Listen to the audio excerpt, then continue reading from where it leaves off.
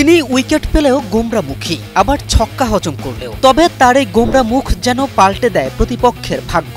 নিজে চুপ থাকেন, তবে প্রতিপক্ষকে কখনো কাঁদিয়ে ছাড়েন, কখনো মৃদু হাসির সুযোগ করে দেন। যেন কথা কম আর কাজ বেশি। বলছিলাম সুনীল নারিনের কথা।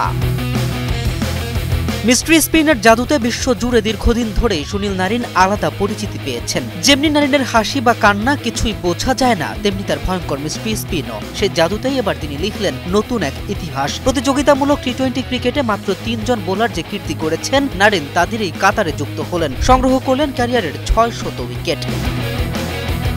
ওয়ার্ল্ড আইএল টি-20 এর উত্তেজনাপূর্ণ ম্যাচে আবুধাবি নাইট রাইডার্সের হয়ে শারজাহ ওয়ারিয়র্সের বিপক্ষে মাঠে নামেন তিনি। খুব সাধারণ একটি মুহূর্ত হলেও ইতিহাস তৈরির জন্য সেটিই ছিল যথেষ্ট। টম অ্যাবেলকে আউট করার সঙ্গে সঙ্গে টি-20 ক্রিকেটে 600 উইকেটের আভিজাত ক্লাবে পা রাখেন ত্রিনিদাদের এই 37 বছর বয়সী তারকা।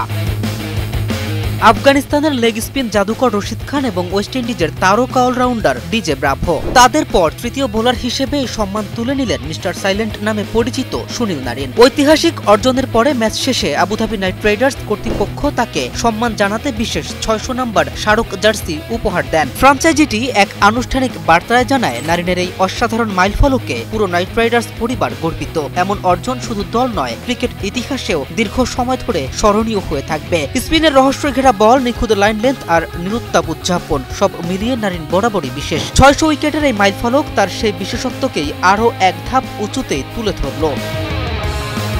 কেম রাফিন, নিউজ 24।